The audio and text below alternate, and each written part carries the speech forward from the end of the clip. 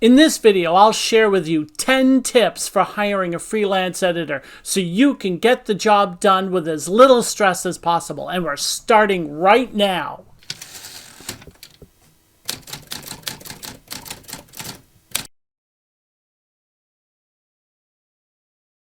Hey, I'm Brad Uni, author of the urban fantasy novel Bad Luck.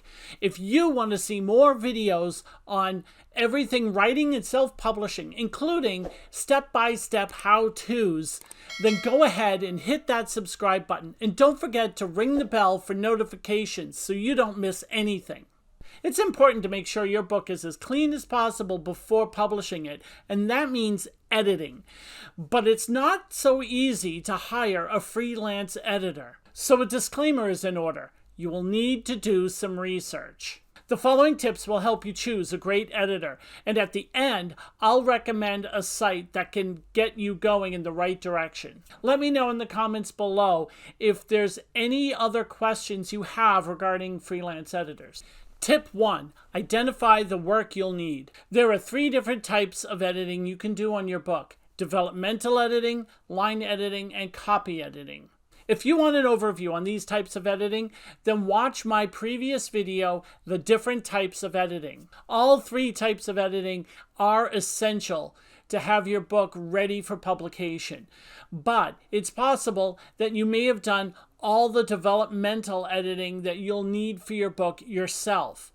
However, I still recommend getting your line editing and your copy editing done by a freelancer, even if you did those types of editing yourself as well.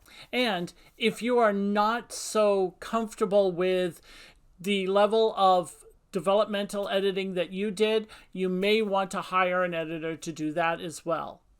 Now, not all editors do all 3 types of editing, so you will have to keep that in mind as you're doing your search.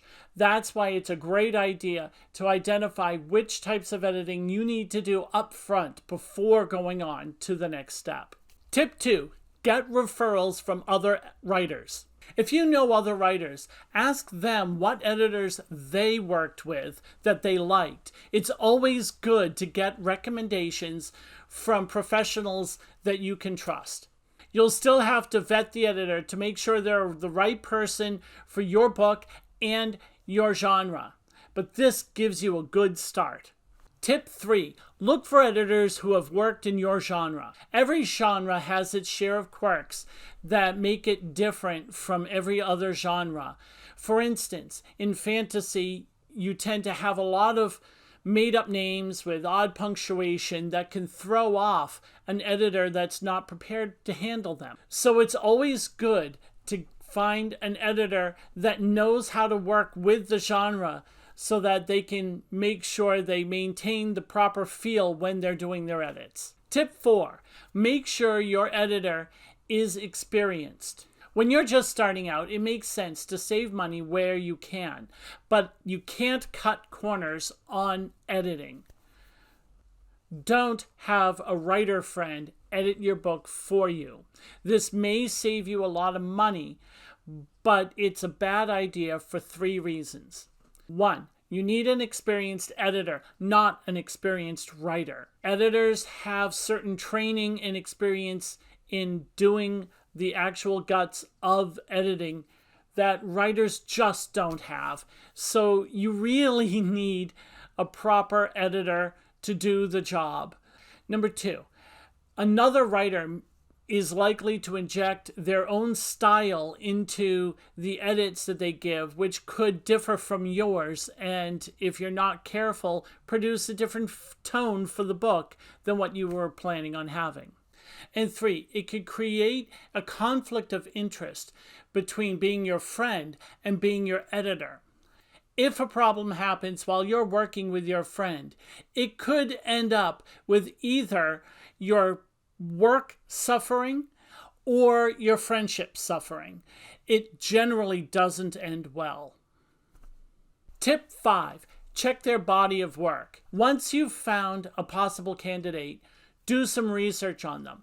Go and find out what books they've worked on and look them up. See whether they've gotten good reviews or bad reviews, and take a look at those reviews to see if anyone is complaining about the editing of the book. Also, you can usually view a sample of the book, like the first several pages of it. For instance, Amazon offers this feature. So you can do that. You can go and get a sample of the book and read it through, looking for any editing issues that this editor might have missed. This can give you a good feel for how good a job they will do. Tip 6, check out the editor's reputation. Google the editor's name and see what comes up. See if there are any reviews of their work. If anyone has had a bad experience with that editor, they're likely to have posted something about it online, whether it's in a blog or a tweet or something.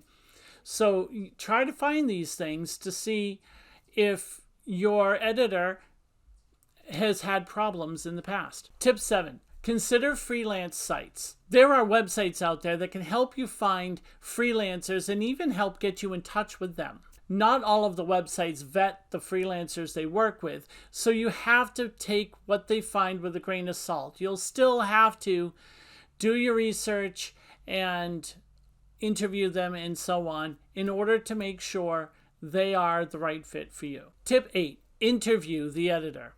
Once you've found someone who meets your criteria, contact them and interview them. Ask them lots of questions to get a feel for what their experience is and what their process is and what their style is, and also get a feel for their personality and whether or not you would have an easy time working with them.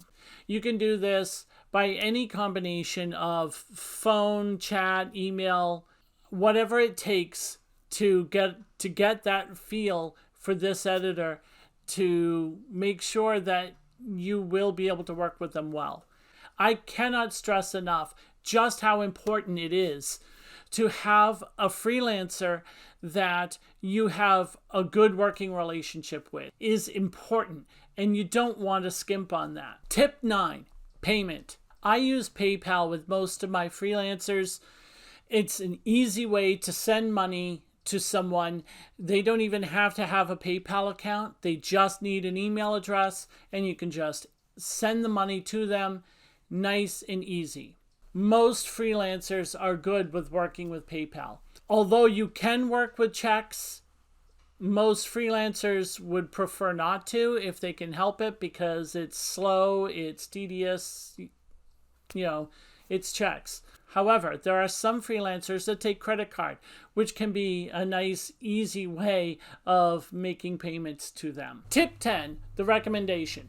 I've worked with a company that deals with freelancers that I can highly recommend. This company is called Reedsy.com, and their link is in the description down below. Reedsy.com is a site that's dedicated to helping authors write and self-publish their books. They offer a lot of resources, both free and for a fee, that can really help you out a lot in your work. One of those features is editing.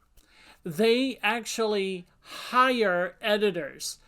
These editors are still freelancers, but they're hired to work through them so that authors can have an easier time getting good, reliable, professional editors for their books. I have a friend who's an experienced editor, has worked at a publishing company, and finally went freelance and got a job working through Reedsy.